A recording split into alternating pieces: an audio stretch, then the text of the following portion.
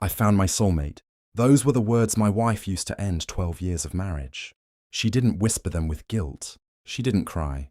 She sat across from me at our dining room table, slowly stirring her coffee as rain tapped against the kitchen window. Her wedding ring still rested on her finger when she said it. "I never meant for this to happen," she added. "But he makes me feel alive." The room seemed strangely quiet after that. The grandfather clock in the hallway ticked. The refrigerator hummed. Somewhere outside, a car splashed through a puddle. 12 years. 12 years of mortgage payments, late-night hospital visits, family holidays, anniversaries, sacrifices and promises, gone in a single sentence. What made it worse wasn't that she wanted to leave. People fall out of love. It happens. What shattered something inside me was the confidence in her voice. The certainty, as if she had already won, as if I would continue funding the life she was abandoning, as if the man sitting across from her was merely a stepping stone she had outgrown. She explained that she and her soulmate had been seeing each other for months. She wanted an amicable separation. No fighting, no drama. Then she smiled. "You'll be okay," she said. I remember staring at that smile, the smile of someone who believed there would be no consequences. She assumed the credit cards would remain available. She assumed I would continue paying her father's expensive medical treatments. She assumed the properties and accounts we'd carefully built would remain within easy reach. She assumed I would react emotionally. Instead, I reached for my phone beneath the table. Not to argue, not to beg, not even to confront her. I sent a single text message. "Call me. It's time." The message went to my lawyer. My wife kept talking about her future while my screen went dark. And without realizing it, she had just begun describing a future that would never exist. I wasn't a dramatic man. At 43, I owned a regional logistics company. I'd spent nearly 2 decades building from a single rented warehouse and 1 delivery truck. Most people who met me assumed I was ordinary. I preferred it that way. While others chased attention, I focused on stability. That stability became the foundation of our marriage. When I met my wife, Melissa, she was working part-time and struggling to support herself.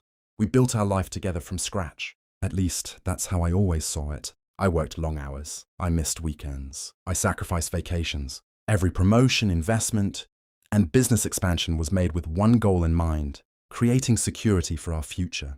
Over time, that security became invisible to her. The mortgage was always paid. The cars were always maintained. The insurance premiums, investments, retirement accounts, and unexpected emergencies somehow handled themselves in her eyes. I became part husband, part utility. The quieter I was, the more she assumed I would always remain exactly where she'd left me. Her family made the same mistake.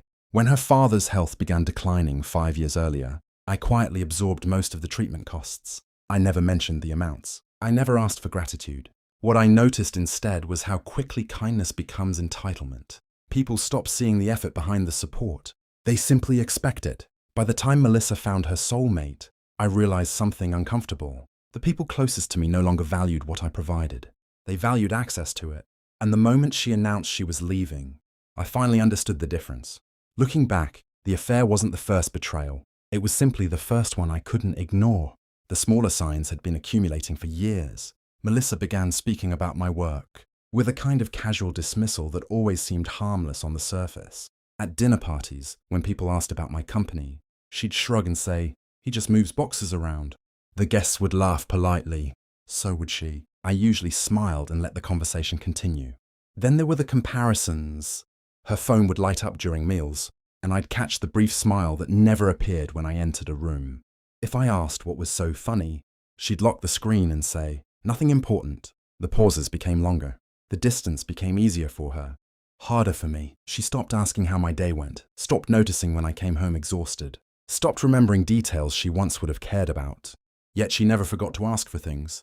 A weekend trip, a new vehicle, money transferred for one family expense or another. Requests arrived with perfect timing. Appreciation never did. What unsettled me most was the change in how she looked at me. Not anger, not resentment, indifference. As though I had become part of the furniture. Useful, reliable, unremarkable. One evening, while scrolling through her phone, she glanced up and said, "You worry too much. Everything always works out for you." The comment seemed innocent, but something about it stayed with me, because she genuinely believed success happened around me, not because of me. And that misunderstanding would soon become very expensive. The moment everything changed didn't happen when Melissa admitted the affair. It happened 3 days later. She had already moved into a downtown apartment with her soulmate. The house felt strangely hollow without her. Every room carried traces of a life that no longer existed. But that evening, I was sitting alone in my study when my lawyer sent over the preliminary separation documents. For the first time, I saw our situation exactly as it was. Not emotionally, legally, financially, objectively. Line by line, asset by asset, responsibility by responsibility. The facts were surprisingly simple. The house had been purchased with funds from my business before our marriage. The commercial properties were solely in my name. The accounts covering her father's treatments were entirely voluntary. Most of the credit facilities she used existed because I had personally guaranteed them. Nothing required me to continue funding a life she had chosen to leave. I stared at the documents for several minutes. Not angry, not hurt, just clear. Over the years, I had mistaken generosity for obligation. Melissa had mistaken it too. That distinction became impossible to ignore when my phone buzzed. A message from her, a photo of a restaurant rooftop overlooking the city skyline. Beside it, a caption. "I've never been happier." I looked at the image. The expensive drinks, the perfect lighting, the carefully staged happiness. Then I noticed something else. Everything in that picture depended on resources she assumed would always exist. Resources she believed were permanent. Resources connected to me. That was the moment I stopped viewing myself as the abandoned husband and started acting like the owner of my own future. The next morning, I signed every document my lawyer had prepared. No threats, no speeches, no revenge fantasies, just signatures. Quiet, deliberate signatures that would soon separate my life from hers completely. For the first time in months, I felt calm. Because I finally understood something Melissa didn't. Love may have ended overnight. Consequences rarely do. The following week became an exercise in discipline. I didn't make emotional decisions. I made documented ones. For years, my business had taught me a simple lesson. Major problems are rarely solved through force.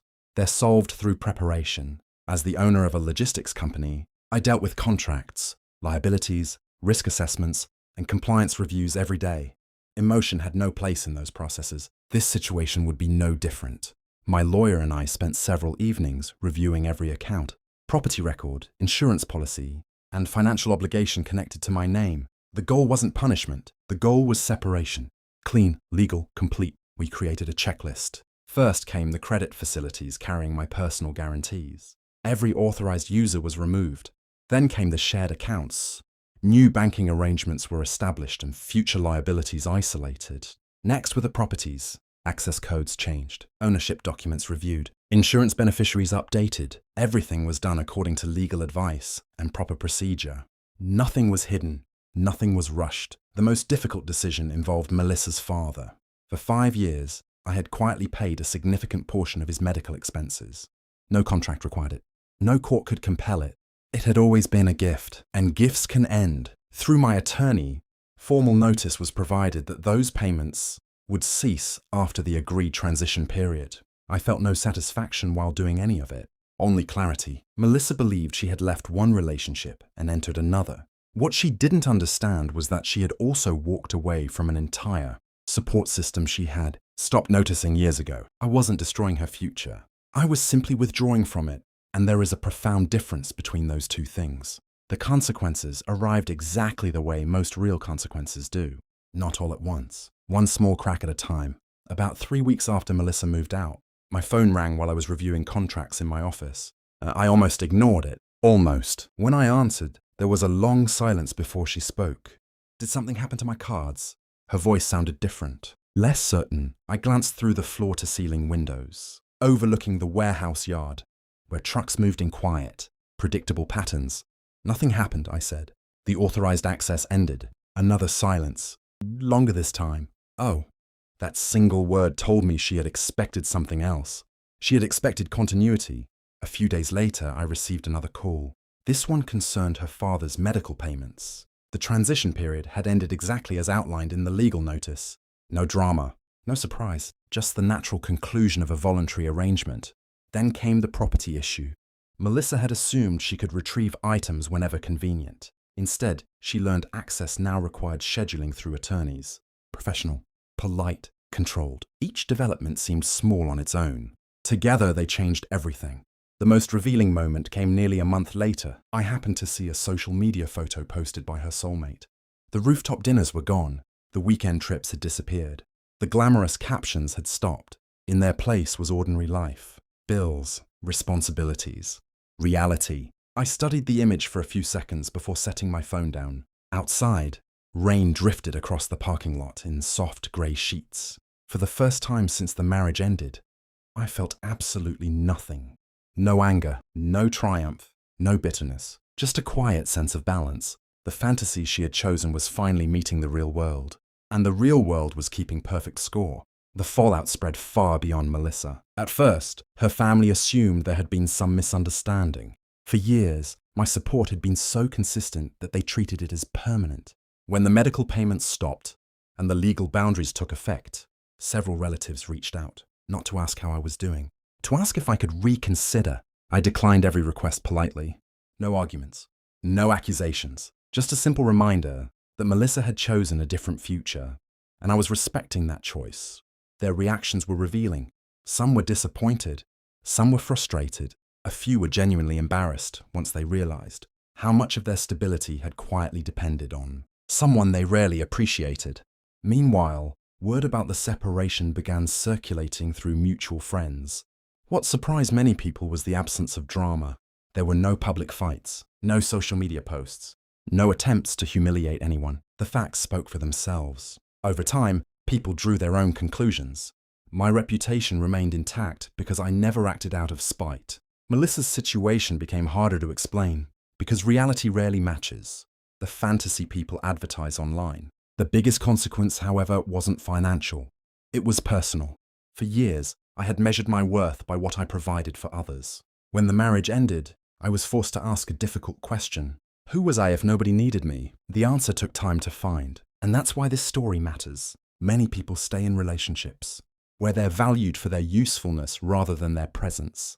The danger is that you don't notice the difference until it's tested. When that test finally came, I lost a marriage, but I recovered something far more important, my respect for myself.